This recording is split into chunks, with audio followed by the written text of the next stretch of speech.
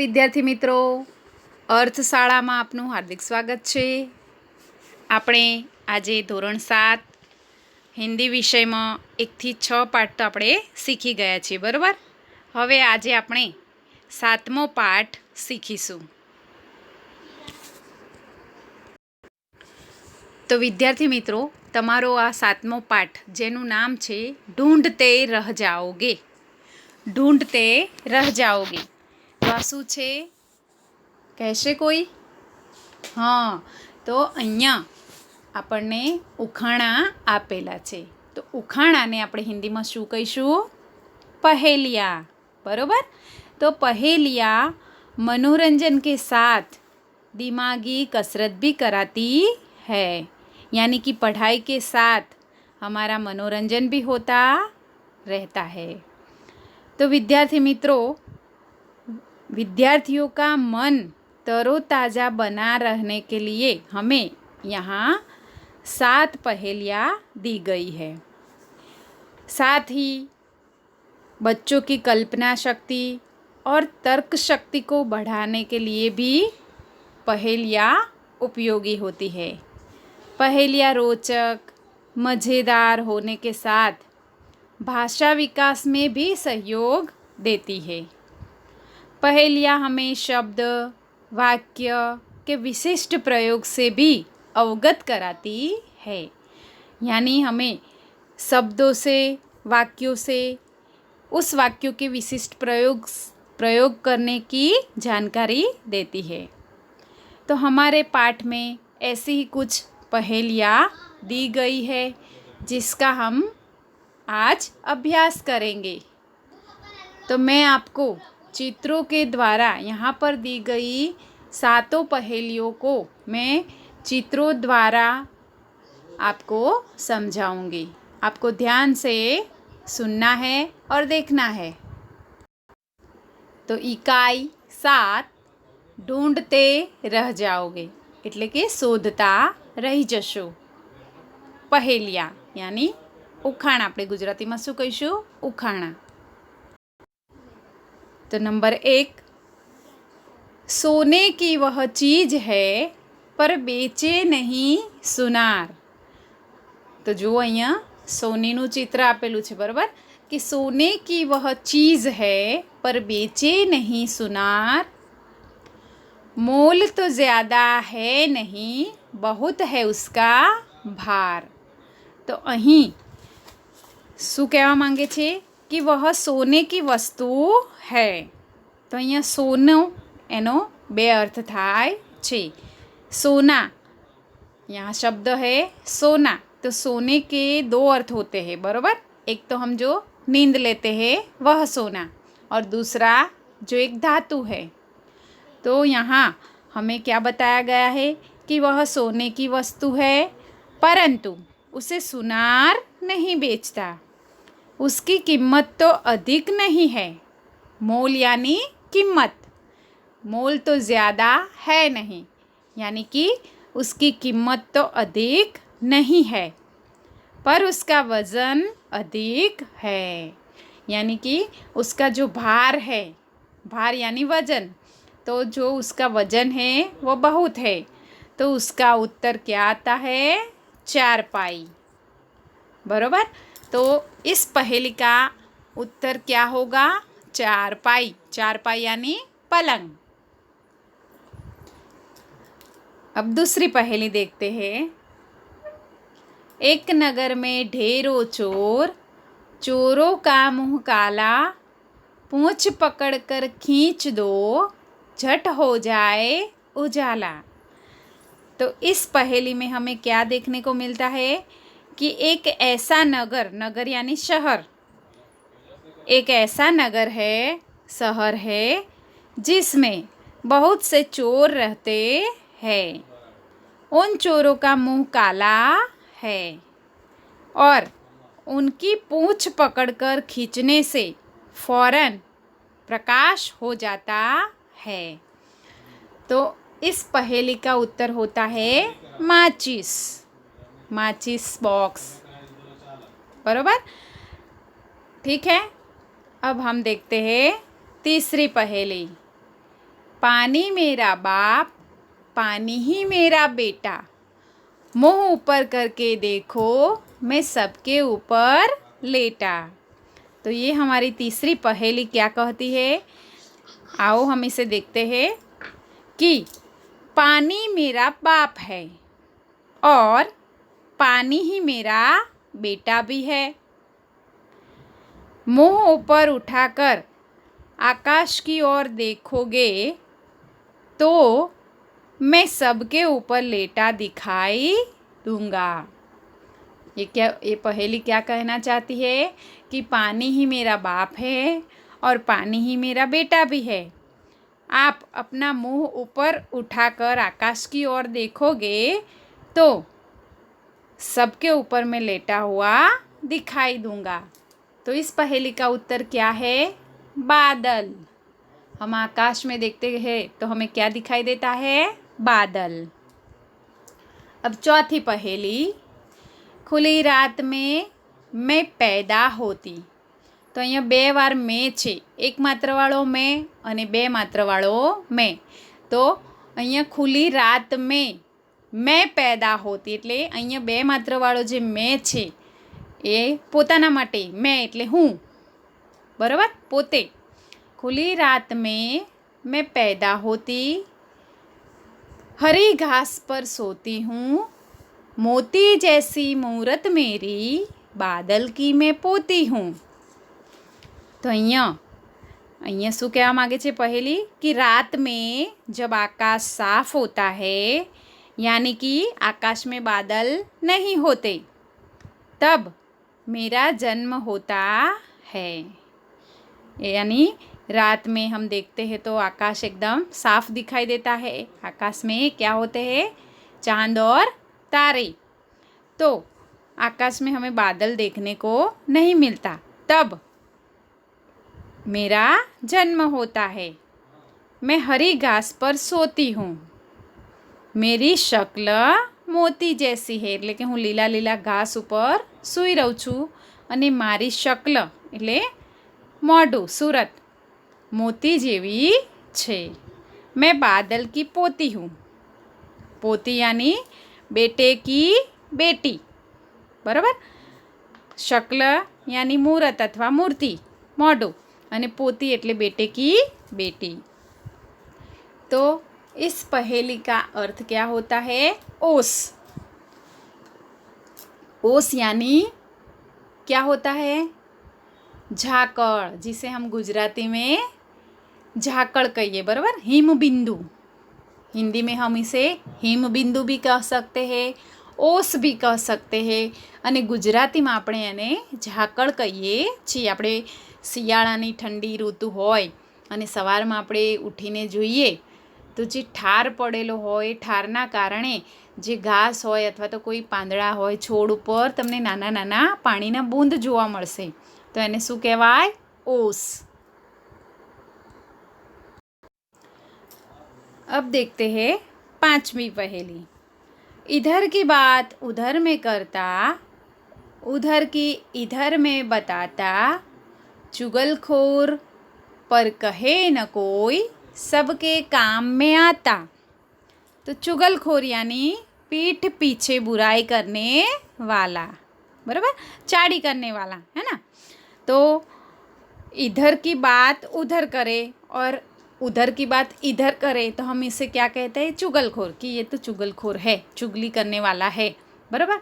तो ये इधर की बात उधर करता है और उधर की बात इधर करता है, लेकिन उसे कोई चुगलखोर कहता नहीं है। क्यों नहीं कहता? क्योंकि ये मैं सबके लिए बहुत उपयोगी हूँ।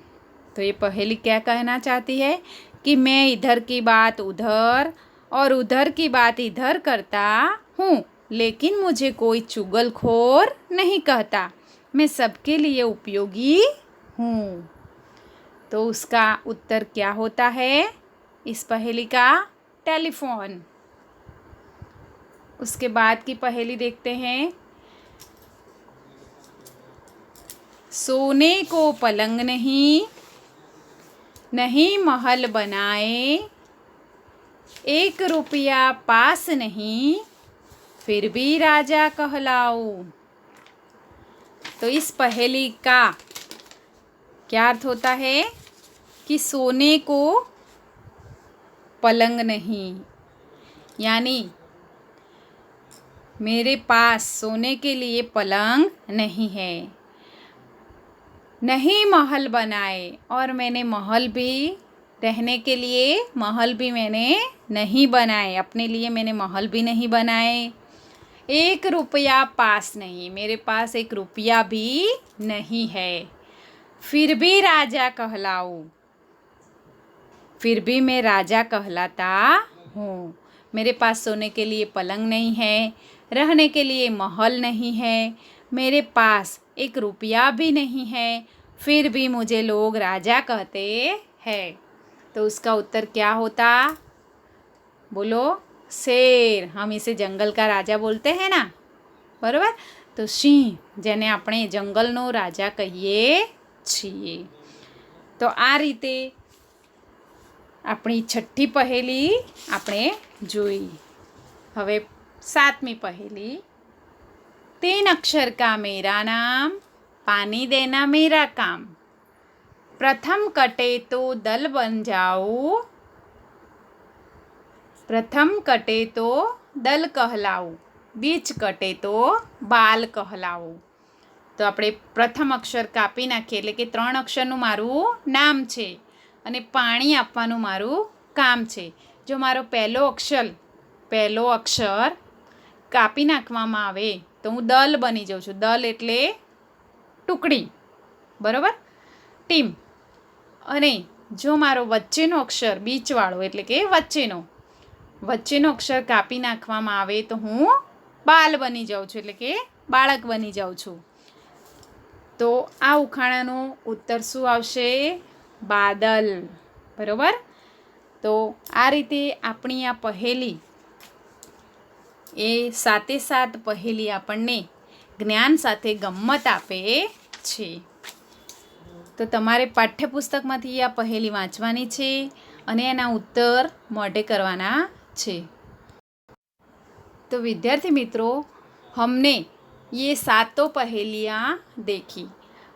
तो उसमें शब्दार्थ है चीज़ यानी वस्तु, मोल यानी कीमत अथवा मूल्य, ढेरों यानी बहुत अधिक, उजाला यानी प्रकाश, मूर्त तो मूर्ति अथवा तस्वीर, बादल तो मेघ, उसे हम घन भी बुला सकते हैं, पोती तो बेटे की लड़की, चुगलखोर तो पीठ पीछे बुराई करने वाला। अब हम इसमें अभ्यास दिया गया है वह देखेंगे। तो प्रश्न नंबर 1 देखिए, पढ़िए और समझिए। पढ़िए और समझिए એટલે કે વાંચો અને સમજો। તો અહીંયા सेजल ने काम कर दिया, सेजल ने काम कर दिया। दूसरा वाक्य है, कर भुगतान करना हमारा कर्तव्य है। तीसरा, विजय ने कर जोड़कर माफ़ी मांगी। तो इस तीनों वाक्यों में कर कर कर 3 शब्द है और तीनों के नीचे अंडरलाइन की गई है, बराबर। तो ये तीनों कर का मतलब क्या है ये हम समझेंगे कि ऊपर के तीनों वाक्यों में कर शब्द का अलग अलग अर्थों में उपयोग हुआ है। तो पहले वाक्य में कर यानी करना, बराबर, काम कर दिया है तो काम करना, ये क्रिया का रूप है। समझ में आया बच्चों कि सेजल ने काम कर दिया तो उसने क्या किया? एक क्रिया की कि काम कर दिया। अब देखेंगे दूसरे वाक्य में कर शब्द का अर्थ टैक्स होता है। कर यानी टैक्स, तो जो सरकार आमदनी और बिक्री पर लगाती है, जिसे हम इनकम टैक्स, सेल टैक्स आदि के रूप में जानते हैं। तीसरा है, विजय ने कर जोड़कर माफ़ी मांगी। तो यहाँ कर जोड़ना, तो कर का मतलब यहाँ हाथ होता है, बराबर, कि विजय ने कर जोड़कर माफ़ी मांगी, यानी कि विजय ने हाथ जोड़कर माफ़ी मांगी। अब दूसरा प्रश्न हम देखते हैं कि उपयुक्त वाक्यों में कर शब्द के विभिन्न प्रयोग हुए हैं, उसी प्रकार निम्नलिखित शब्दों के अलग अलग वाक्य बनाइए। तो यहाँ हमें पहला शब्द दिया गया है, जैसे कर शब्द के विभिन्न अर्थ हुए, ऐसे ही हमें जो यहाँ 5 शब्द दिए गए हैं, उन पांचों का हमें अलग अलग अर्थ बताना होगा। तो पहले बस दिया गया है, तो यहाँ बस के हमें 2 अर्थ निकालने होंगे। एक तो वाहन, यानी जो बस हम प्रवास के लिए जाते हैं वह, कि लोग बस में प्रवास करते हैं। और दूसरा क्या होगा, कोई चीज़ हमें नहीं चाहिए तो हम क्या कहेंगे, बस अब मैं कुछ नहीं लूँगा, बराबर। दूसरा है सोना, तो हमने पहेली में देखा कि सोने का 2 अर्थ होता है। सोना यानी पहरेदार के लिए सोना मना है, कि जो चौकीदार है उसके लिए सोना मना है, सोना यानी नींद। और दूसरा, आजकल सोना बहुत महंगा हो गया है, तो यह सोना एक धातु है। तीसरा देखते हैं आम, तो यहाँ आम बहुत मीठा फल है, यानी कैरी, बराबर। आम बहुत मीठा है। और दूसरा अर्थ, आम आदमी का जीना मुश्किल हो गया है, इस महंगाई के ज़माने में आम आदमी का जीना मुश्किल हो गया है। चौथा है उत्तर, तो उत्तर तो जिसे हम जवाब कहते हैं वह, और दूसरा अर्थ क्या होगा, दिशा। हमारी 4 दिशा है ना, उत्तर, दक्षिण, पूर्व और पश्चिम। तो एक उत्तर का अर्थ होगा जवाब, हम कहते हैं ना कि उत्तर लिखे, सही उत्तर लिखिए, यानी साचो जवाब आपो। तो यहाँ वह मेरे प्रश्न का उत्तर नहीं दे सका। और दूसरा वाक्य क्या बनाएंगे कि हिमालय भारत की उत्तर दिशा में है। अब 5वां, पूरी, तो हम खाने वाली पूरी भी कहते हैं कि आज हमने पूरी भाजी बनाई थी। और पूरी यानी कि जो पूरा नहीं हुआ है ऐसा, तो हम कहते हैं कि अभी मेरी बात पूरी नहीं हुई है। तीसरा प्रश्न है कि चित्र और शब्द की मदद से पहेली पूर्ण कीजिए। तो यहाँ भारत का चित्र दिया गया है और हमें खाली जगह दी गई है, तो ये पहेली हमें पूर्ण करनी है। तो खाली जगह अक्षर का नाम प्यारा, तो क्या आएगा, 3 अक्षर का नाम प्यारा। खाली जगह में क्या आएगा, पहले में 3 अक्षर का नाम प्यारा। दुनिया में है खाली जगह न्यारा, तो दुनिया में है सबसे न्यारा। अंत कटे तो खाली जगह हो जाओ, अंत यानी उसका लास्ट वाला जो अक्षर है वो कट जाए तो क्या बन जाता है, भार हो जाओ। और मध्य कटे तो भात हो जाओ, खाली जगह में क्या आएगा, मध्य कटे तो, यानी बीच वाला अक्षर हम काट दे तो क्या बन जाएगा, भात। तो इस तरह अभ्यास में तीनों प्रश्नों के उत्तर मैंने आपको समझा दिए, बरोबर। आपको ध्यान से समझना है, परीक्षा में यदि पूछे जाए तो आपको आना चाहिए। ऐसे ही अभ्यास की दूसरी पहेली है कि सूरज, बराबर, सूरज के ऊपर से आपको पहेली बनानी है। तो उसमें भी 3 अक्षर का मेरा नाम, तो 3 खाली जगह में आएगा 3 अक्षर, खाली जगह नाम मेरा, तो का, 3 अक्षर का नाम मेरा, उजाला देना काम मेरा, पहला कटे तो रज कहलाओ, पहला कट जाए यानी सू कट जाएगा तो क्या रहेगा, रज। तो बीच में खाली जगह में क्या आए, पहला कटे तो रज कहलाऊ, अंत कटे तो अंत यानी झ काट दिया जाए तो क्या बन जाएगा, सूर बन जाऊं। बराबर। तो इस तरह अभ्यास के अंदर दी गई 2 पहेलियाँ हम पूर्ण कर सकते हैं। फिर प्रश्न नंबर 4 है, तो नीचे गए शब्दों पर आधारित पहेली बनाइए। तो नीचे दिए गए शब्दों पर कमल और समय, इन दोनों के आधारित हमें पहेली बनानी होगी। तो उसमें भी हम बना सकते हैं कि 3 अक्षर का मेरा नाम, जल में खिलना मेरा काम, मध्य कटे तो कल कहलाऊं, अंत कटे तो कम हो जाऊं। उसी तरह समय की भी हम बना सकते हैं कि 3 अक्षर का मेरा नाम, कभी न रुकना मेरा काम, आदि कटे तो मैं कहलाऊं, अंत कटे तो सम हो जाऊं। तो यहाँ मैं, आदि यानी आगे का अक्षर कटे तो मैं बन जाता है। हम समय में से स निकाल दे तो मैं बन जाता है। बराबर। आदि कटे तो मैं कहलाऊं, तो मैं यहाँ शराब का अर्थ होता है कि मैं स निकाल दूँ तो मैं बन जाता हूँ। तो मैं का अर्थ यहाँ शराब होता है। और मैं नाम के एक दानव का भी नाम है। मैं नाम का एक राक्षस भी था। बराबर। और अंत कटे तो सम बन जाओ। अंत यानी य काट दिया जाए, उसमें से समय में से य निकाल दिया जाए तो सम बन जाता है यानी समान।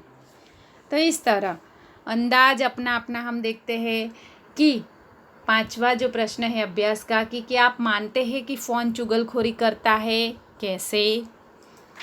तो इसका उत्तर आप कैसे लिख सकते हैं कि फ़ोन एक उपयोगी साधन है, उसके माध्यम से लोग एक दूसरे से बातचीत करते हैं,